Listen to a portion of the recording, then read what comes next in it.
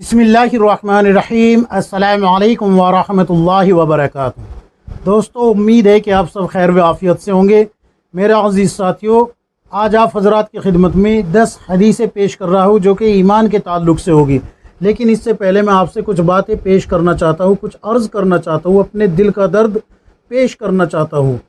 कल मैंने अपनी वीडियो में बताया था कि हरियाणा जो सूबा है, इसमें एक ज़िला है हिसार, एक ज़िला है जींद और एक ज़िला है फ़तेहाबाद।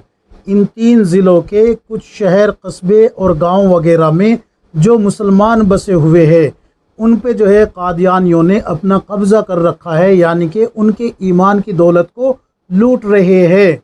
और मैं ये बात आपको बता दूं कि जो ज़िला हिसार है, इसमें एक शहर है बरवाला। बरवाला शहर में कादियानियों का हेड क्वार्टर है। और इसके आसपास अब जितने भी गांव है, देहात है, कस्बे है, शहर है, जैसे कि खुद बरवाला हुआ, हिसार हुआ, नरवाना हुआ, टोहाना हुआ, जींद हुआ, जाखल हुआ, ओकलाना हुआ, इसी तरीके से उचाना हुआ।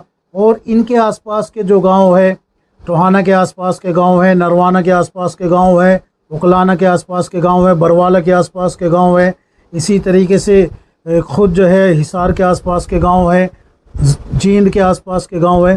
तो इन गांव में कादियानियों ने चल फिर के जो सन 47 में यहाँ मुसलमान रह गए थे, और वे अपने ईमान को पता नहीं किस किस तरीके से जैसा भी कमज़ोर था बचाए हुए बैठे थे। हालांकि उनके नाम हिंदू के नामों पे थे, किसी का नाम अनिल था, तो किसी का नाम जो है सतबीर था, किसी का राजवीर है, किसी का हरि किशन है, वगैरह वगैरह ऐसे नाम है। औरतों के भी ऐसे ही नाम है, किसी का नाम गीता है, किसी का ऐसे ही नाम जो कि गैर मुस्लिम औरतों के या गैर मुस्लिम मर्दों के होते हैं, ऐसे नाम। लेकिन ये फिर भी अपने आप को मुसलमान कहते थे और खान साहब कह के बुलाए जाते थे ये गाँव देहात में। अब चूँकि इनके पास कोई दलील तो थी नहीं, भाई कुरान करीम क्या है, हदीस नबवी क्या है, रसूलुल्लाह सल्लल्लाहु अलैहि वसल्लम कौन है, लेकिन सिर्फ इनको खान साहब कहने की वजह से खुद को मुसलमान समझते थे। सन 47 में मुल्क के जो हालात हुए हैं वो आपसे भी मख्फी नहीं है, मुझसे भी मख्फी नहीं है। कल मैंने अपनी वीडियो में पूरी तफसील बताई थी, लेकिन किसी ने भी कोई फ़िक्र नहीं की। हालांकि हमारा ये दावा है हम सब मुसलमानों का कि हम आलमी नबी की आलमी उम्मत है। लेकिन अफसोस इस बात का कि हम देवबंदी जो है बरेलवियों को जो है मुशरिक और बिदअती कहने पे तुले हुए होते हैं, बरेलवी जो है हमें काफिर कहने पे तुले हुए होते हैं। हम हनफी जो है अहले हदीस यानी गैर मुक़ल्लिदों को जो है गुमराह कहने पे तुले हुए होते हैं, और अहले हदीस हमें जो है गुमराह कहने पे तुले हुए हैं। तो इसके अलावा हमारे पास और कोई नहीं है। हालांकि ये इस सूबे के, इस एरिए के करीब ज़्यादा नहीं तो 20-25 हज़ार मुसलमान, 20-25 हज़ार जो घर हैं मुसलमानों के, 25-30 हज़ार जो घर है इस सारे इलाके में लगा के, तो वो अगर सब के सब मुर्तद हो के कादियानी बन जाए तो आपके चेहरे पे, आपकी पेशानी पे शिकन तक नहीं आएगी। हालांकि आप दावा करते हैं हक़ पे होने का। अगर आप हक़ पे है, चाहे वो कोई सा भी मकतब फ़िक्र हो, देवबंदी हो, बरेलवी हो, अहले हदीस हो, दावत तबलीग वाले हो, कोई भी हो, अगर आप अपने आप को हक़ पे समझते हैं तो जाए और जाके इन पे मेहनत करें, यहाँ आए, यहाँ मेहनत करें। अगर आप यहाँ मेहनत नहीं कर सकते तो फिर आप हक़ पे होने की दलील क्या पेश करेंगे? रोज़े क़यामत जो है, अगर अल्लाह के नबी सल्लल्लाहु अलैहि वसल्लम ने पूछ लिया कि भाई मेरे उम्मतियों को जो है एक झूठे नबी के दावेदारों ने बरगला के जो है नबुव्वत का दावा करने वालों ने उन्हें बरगला लिया, उनके ईमान पे डाका डाल लिया, हमारे पास क्या दलील होगी? क्या हम बच जाएंगे? दावत तबलीग वाले जो हजरात हैं कहते हैं कि हम आलमी नबी की आलमी उम्मत हैं। जब रुख बनते हैं ना जमातों के, जैसे गर्मी चल रही है, इसमें जो है कहाँ के बना, कश्मीर के बना दीजिए, हिमाचल प्रदेश में शिमला के बना दीजिए, उधर ऊटी के बना दीजिए, ऐसी जगह के रुख बनवा रहे होते हैं। हालांकि ज़रूरत यहाँ है, मुजाहिदा कहते हैं ना, मुजाहिदा मुजाहिदा मुजाहिदा करिए, यहाँ पर आके मुजाहिदा, यहाँ पर कीजिए मुजाहिदा। कल के वीडियो में मैंने जो है ना पूरी डिटेल बताई थी कादियानियों के ताल्लुक़ से। बरवाला शहर के अंदर, जो कि ज़िला हिसार में है, बरवाला शहर, वहाँ पर कादियानियों का हेड क्वार्टर है, और वहीं से वो सारी जो एक्टिविटी है उसकी, वहीं से वो उनको जो है سر انجام دے رہا ہے، اور لوگوں کو باقاعدہ جیسے ہمارے یہاں دعوت و تبلیغ میں ماہانہ جوڑ ہوتا ہے یا سالانہ جوڑ ہوتا ہے، ویسے وہ جوڑ کر کے بروالا میں تمام مسلمانوں کو اکٹھا کرتا ہے وہاں کے اس ایریے کے، اور باقاعدہ ان کو جو ہے ساری فیسلٹی دیتا ہے اور کہتا ہے کہ تم مسلمان ہو اور یہ نبی ہے. یعنی کہ قادیانی جو ہے مرزا قادیانی ملعون قذاب کافر، اس کو جو ہے نبی بتا کے پیش کرتا ہے، اور یہ لوگ تسلیم کر رہے ہیں کہ وجہ کیا ہے؟ ان کے پاس علم نہیں ہے، ان کی خطا نہیں ہے بلکہ ان کے پاس علم نہیں ہے. اور اگر آپ لوگ آ نہیں سکتے تو پھر جو ہے دعویٰ نہ کرے خود کو جو ہے حق پہ ہونے کا. شرم آنی چاہیے ہمیں ہندوستان کے جو ہم مسلمان ہیں، ہماری غیرت مر چکی ہے، ہم جو ہے آپس میں لڑنے کے سوا کچھ نہیں کر سکتے. میں آپ حضرات کے سامنے جیسے کہ عموماً کل میں نے 10 حدیثیں پیش کی تھی، آج بھی کر رہا ہوں. ایک بات اور بتا دیتا ہوں، کبھی آپ لوگ مجھ سے کہنے لگو کہ آپ نے کیا کیا ہے، تو مجھے یہاں پر کام کرتے ہوئے 15 سال ہو گئی ہیں. 15 سال میں جتنی کوشش میں نے کی ہے میں کر چکا ہوں اور کر رہا ہوں، اور انشاءاللہ مرتے دم تک کرتا رہوں گا. ٹھیک ہے نا؟ تو اب شروع کرتے ہیں 10 حدیثیں. سب سے پہلی جو حدیث ہے وہ سن لیجئے.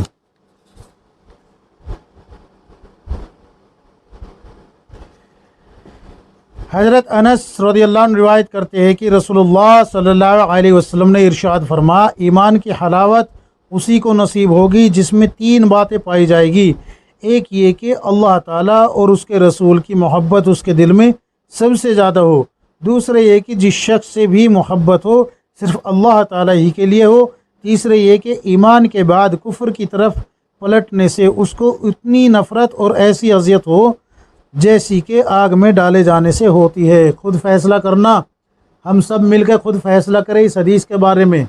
کیا ہمارے پاس جو ہے کوئی دلیل ہوگی؟ اللہ کے نبی صلی اللہ علیہ وسلم نے تو فرما دیا. اگلی روایت بھی سن لیجئے، یہ روایت آپ کو بخاری میں مل جائے گی. اگلی روایت بھی سن لیجئے. حضرت ابو امامہ رضی اللہ عنہ سے روایت ہے کہ رسول اللہ صلی اللہ علیہ وسلم نے ارشاد فرمایا، جس شخص نے اللہ تعالیٰ ہی کے لیے کسی سے محبت کی اور اسی کے لیے دشمنی کی، اور جس کو دیا اللہ تعالیٰ ہی کے لیے دیا اور جس کو نہیں دیا اللہ تعالیٰ ہی کے لیے نہیں دیا، تو اس نے ایمان کی تکمیل کر لی. ابو داؤد شریف کی روایت ہے، کھول کے دیکھ لیجئے. حدیث نمبر 3 بھی سن لیجئے. حضرت ابن عباس رضی اللہ عنہما روایت کرتے ہیں کہ رسول اللہ صلی اللہ علیہ وسلم نے ارشاد فرمایا، بتلاؤ ایمان کی کون سی کڑی زیادہ مضبوط ہے؟ حضرت ابو ذر رضی اللہ عنہ نے عرض کیا، اللہ تعالیٰ اور اس کے رسول صلی اللہ علیہ وسلم کو زیادہ علم ہے، لہٰذا آپ صلی اللہ علیہ وسلم ہی ارشاد فرمائے. آپ صلی اللہ علیہ وسلم نے ارشاد فرمایا، اللہ تعالیٰ ہی کے لیے باہمی تعلق و تعاون ہو اور اللہ تعالیٰ ہی کے لیے کسی سے محبت ہو اور اللہ تعالیٰ ہی کے لیے کسی سے بغض و عداوت ہو. بحقی کی روایتیں کھول کے دیکھ لیجئے. فائدہ مطلب یہ ہے کہ ایمانی شعبوں میں سب سے زیادہ جاندار اور پائیدار شعبہ یہ ہے کہ بندے کا دنیا میں جس کے ساتھ جو برتاؤ ہو، خواہ تعلق کا ہو یا ترک تعلق کا، محبت ہو یا عداوت، وہ اپنے نفس کے تقاضے سے نہ ہو بلکہ صرف اللہ تعالیٰ کے لیے ہو اور انہی کے حکم کے ماتحت ہو. آج کل تو لوگ جو ہے نا، اگر کسی سے قطع تعلق کرنا ہو تو دلیل میں پیش کر دیتے ہیں جی بس یہ اس کا ایمان کمزور ہے، اللہ کے حکم کے خلاف زندگی گزار رہا ہے، حالانکہ خود کا ایمان کمزور ہوتا ہے اور اپنی ذاتی اغراض کی وجہ سے قطع تعلق کرتا ہے. اللہ ہم سب کے ایمان کی حفاظت فرمائے. اگلی روایت بھی سن لیجئے. حضرت انس بن مالک رضی اللہ عنہ روایت کرتے ہیں کہ رسول اللہ صلی اللہ علیہ وسلم نے ارشاد فرمایا، جس شخص نے مجھے دیکھا اور مجھ پر ایمان لایا اس کو تو ایک بار مبارکباد، جس نے مجھے نہیں دیکھا اور مجھ پر ایمان لایا اس کو 7 بار مبارکباد. مسند احمد کی روایت ہے، کھول کے دیکھ لیجئے. یعنی کہ جس نے رسول اللہ صلی اللہ علیہ وسلم کو نہیں دیکھا، بغیر دیکھے ایمان لایا، تو اس کو 7 بار مبارکباد خود رسول اللہ صلی اللہ علیہ وسلم پیش کر رہے ہیں. اگلی روایت بھی سن لیجئے. حضرت عبد الرحمن بن یزید رحمۃ اللہ علیہ فرماتے ہیں کہ حضرت عبداللہ رضی اللہ عنہ کے سامنے کچھ لوگوں نے رسول اللہ صلی اللہ علیہ وسلم کے صحابہ اور ان کے ایمان کا تذکرہ چھیڑ دیا. اس پر حضرت عبداللہ رضی اللہ عنہ نے فرمایا، رسول اللہ صلی اللہ علیہ وسلم کی صداقت ہر اس شخص کے سامنے جس نے آپ کو دیکھا تھا بالکل صاف اور واضح تھی. اس ذات کی قسم جس کے سوا کوئی معبود نہیں، سب سے افضل ایمان اس شخص کا ہے جس کا ایمان بن دیکھے ہو۔ پھر اس کے ثبوت میں انہوں نے یہ آیت پڑھی، الف لام میم ذالک الکتاب لا ریب فیہ ھدی للمتقین الذین یؤمنون بالغیب، یہاں تک یہ آیت پڑھی۔ اس کا ترجمہ یہ ہے الف لام میم، یہ کتاب ہے، اس میں کوئی شک و شبہ نہیں، متقیوں کے لیے ہدایت ہے جو غیب پر ایمان رکھتے ہیں۔ مستدرک حاکم کی روایت ہے، کھول کے دیکھ لیجئے، مل جائے گی آپ کو۔ بہت سارے حضرات یہ کہتے رہتے ہیں کہ جی ریفرنس پیش کیجئے، میں کہتا ہوں آپ کتابیں خریدیں، کتابیں پڑھیں، آپ کی شکایت دور ہو جائے گی۔ اور اگر کتابیں نہیں پڑھ سکتے تو جہاں سے آج کل آپ علم حاصل کر رہے ہیں نا، گوگل سے، تو اس پہ جو ہے سرچ کر لیا کریں، مل جائے کرے گی آپ کو یہ روایتیں۔ خالی فیلی جو ہے نا بکواس مت کیا کریں۔ اگلی روایت بھی سن لیجئے۔ حضرت انس بن مالک رضی اللہ عنہ بیان کرتے ہیں کہ رسول اللہ صلی اللہ علیہ وسلم نے ارشاد فرمایا، مجھے تمنا ہے کہ میں اپنے بھائیوں سے ملتا۔ صحابہ رضی اللہ عنہ نے عرض کیا، کیا ہم آپ کے بھائی نہیں ہیں؟ آپ صلی اللہ علیہ وسلم نے ارشاد فرمایا، تم تو میرے صحابہ ہو اور میرے بھائی وہ لوگ ہیں جو مجھے دیکھے بغیر مجھ پر ایمان لائیں گے۔ مسند احمد کی روایت ہے، کھول کے دیکھ لیجئے۔ بریلوی حضرات کو ایک بات بتا دینا چاہتا ہوں، ہم رسول اللہ صلی اللہ علیہ وسلم کو بھائی نہیں کہتے، بلکہ خود رسول اللہ صلی اللہ علیہ وسلم نے ہمیں بھائی کہا ہے۔ ہم رسول اللہ صلی اللہ علیہ وسلم کو خاتم النبیین، امام الانبیاء، رحمت للعالمین، آخری نبی، اللہ کا رسول، اللہ کا پیغمبر، سب کچھ مانتے ہیں، لیکن بھائی نہیں کہتے، بلکہ رسول اللہ صلی اللہ علیہ وسلم نے خود کہا ہے کہ میں اپنے بھائیوں سے مل لیتا۔ صحابہ اکرام نے جب کہا کہ یا رسول اللہ کیا ہم آپ کے بھائی نہیں ہیں، تو اللہ کے نبی نے فوراً جواب دیا کہ میرے بھائی تو وہ ہے جو مجھے دیکھے بغیر ایمان لائے، تم تو میرے صحابہ ہو۔ مفہوم بتا رہا ہوں، تو خود فیصلہ کرے۔ یہ جو آپ لوگوں کو آپ کے جو علماء ہیں نا، انہوں نے برگلا رکھا ہے کہ دیوبندی یہ ہے، دیوبندی وہ ہے، دیوبندی یہ ہے، تحقیق کر لیا کرے، اندھی تقلید مت کیا کرے۔ اگلی روایت بھی سن لیجیے۔ حضرت عبد الرحمن جوہنی رضی اللہ عنہ روایت کرتے ہیں کہ ہم رسول اللہ صلی اللہ علیہ وسلم کے پاس بیٹھے تھے کہ رسول کے دو سوار سامنے سے آتے نظر آئے۔ جب آپ صلی اللہ علیہ وسلم نے انہیں دیکھا تو فرمایا، یہ دونوں قبیلہ کندہ اور قبیلہ مزحج کے لوگ معلوم ہوتے ہیں، یہاں تک کہ جب وہ رسول اللہ صلی اللہ علیہ وسلم کی خدمت میں پہنچے تو وہ قبیلہ مزحج کے لوگ تھے۔ راوی کہتے ہیں کہ ان میں ایک شخص بیعت کے لیے آپ صلی اللہ علیہ وسلم کے قریب آئے۔ جب انہوں نے آپ کا دست مبارک ہاتھ میں لیا تو عرض کیا، یا رسول اللہ، جس نے آپ کی زیارت کی، آپ پر ایمان لایا اور آپ کی تصدیق کی اور آپ کا اتباع بھی فرمایا، آپ کا اتباع بھی کیا، فرمائے اس کو کیا ملے گا؟ آپ صلی اللہ علیہ وسلم نے ارشاد فرمایا، اس کو مبارکباد ہو۔ یہ سن کر برکت کے لیے انہوں نے آپ کے دست مبارک پر ہاتھ پھیرا اور بیعت کر کے چلے گئے۔ پھر دوسرے شخص آگے بڑھے، انہوں نے بھی بیعت کے لیے آپ کا دست مبارک اپنے ہاتھ میں لیا اور عرض کیا، یا رسول اللہ، جو آپ کو دیکھے بغیر ایمان لائے، آپ کی تصدیق کرے اور آپ کا اتباع کرے، فرمائے اس کو کیا ملے گا؟ آپ صلی اللہ علیہ وسلم نے ارشاد فرمایا، اس کو مبارک ہو، مبارک ہو، مبارک ہو۔ انہوں نے بھی آپ کے دست مبارک پر ہاتھ پھیرا اور بیعت کر کے چلے گئے۔ مسند احمد کی روایت ہے، کھول کے دیکھ لیجئے اس کو بھی۔ اگلی روایت بھی سن لیجئے۔ حضرت ابو موسیٰ رضی اللہ عنہ سے روایت ہے کہ رسول اللہ صلی اللہ علیہ وسلم نے ارشاد فرمایا، 3 شخص ایسے ہیں جن کے لیے دوہرا ثواب ہے۔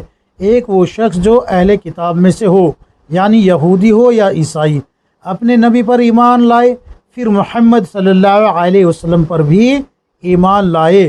دوسرا وہ غلام جو اللہ تعالیٰ کے حقوق بھی ادا کرے اور اپنے آقا کے حقوق بھی ادا کرے۔ تیسرا وہ شخص جس کی کوئی باندی ہو اور اس نے اس کی خوب اچھی تربیت کی ہو اور اسے خوب اچھی تعلیم دی ہو، پھر اسے آزاد کر کے اس سے شادی کر لی ہو، تو اس کے لیے دوہرا اجر ہے۔ بخاری شریف کی روایت ہے، کھول کے دیکھ لیجئے۔ فائدہ، حدیث شریف کا مقصد یہ ہے کہ ان لوگوں کے نام اعمال میں ہر عمل کا ثواب دوسروں کے عمل کے مقابلے دوہرا لکھا جائے گا۔ مثلا اگر کوئی دوسرا شخص نماز پڑھے تو اسے 10 گنا ثواب ملے گا، اور یہی عمل ان تینوں میں سے کوئی کرے تو اسے 20 گنا ثواب ملے گا۔ مظاہر حق سے جو ہے یہ فائدہ لیا گیا ہے۔ حدیث نمبر 9 یعنی اگلی روایت بھی سن لیجئے۔ حضرت اوسط رحمۃ اللہ علیہ فرماتے ہیں کہ حضرت ابو بکر رضی اللہ عنہ نے ہمارے سامنے بیان کرتے ہوئے فرمایا، 1 سال پہلے رسول اللہ صلی اللہ علیہ وسلم میرے کھڑے ہونے کی جگہ خطبہ کے لیے کھڑے ہوئے تھے۔ یہ کہہ کر حضرت ابو بکر رضی اللہ عنہ رو پڑے۔ پھر فرمایا، اللہ تعالیٰ سے اپنے لیے عافیت مانگا کرو، کیونکہ ایمان و یقین کے بعد عافیت سے بڑھ کر کسی کو کوئی نعمت نہیں دی گئی۔ مسند احمد کی روایت ہے، یہ بھی کھول کے دیکھ لیجئے۔ اگلی روایت بھی سن لیجئے۔ حضرت عمر بن شعیب اپنے باپ دادا سے روایت کرتے ہیں کہ نبی کریم صلی اللہ علیہ وسلم نے ارشاد فرمایا، اس امت کی اصلاح کی ابتدا یقین اور دنیا سے بے رغبتی کی وجہ سے ہوئی ہے، اور اس کی بربادی کی ابتدا بخل اور لمبی امیدوں کی وجہ سے ہوگی۔ یعنی کہ لوگ لمبی لمبی امیدیں رکھنے لگیں گے، اور بخل یعنی کہ کنجوسی کرنے لگیں گے۔ کس چیز میں کنجوسی؟ اللہ کے راستے میں خرچ کرنے میں کنجوسی کرنے لگیں گے۔ غریبوں کا حق جو ہے، جیسے کہ زکوٰۃ ہے، صدقات ہے، وہ نہیں دیں گے۔ اسی طریقے سے اور بھی جو حقوق العباد ہے ان کو ضائع کرنے لگیں گے، کنجوسی کریں گے، اور لمبی لمبی امیدیں رکھیں گے کہ کل میں یہ کام کر لوں گا، او جی پیسہ جمع کر لو، فیوچر میں کام آئے گا، وغیرہ وغیرہ۔ یہ لمبی امیدیں یہ بربادی کا سبب بنے گی اس امت کی۔ اللہ تبارک و تعالی ہم سب کے ایمان کی حفاظت فرمائے۔ غور ضرور کرنا جو میں نے قادیانیوں کے تعلق سے آپ حضرات کے سامنے باتیں پیش کی ہے۔ اگر ضمیر ہم لوگوں کے زندہ ہیں تو کم از کم ایک بار آ کے اس علاقے کی حالت پہ ضرور غور کرے۔ اللہ رب العزت ہم سب کو کتاب و سنت کے مطابق زندگی گزارنے کی توفیق عطا فرمائے۔ آمین یا رب العالمین۔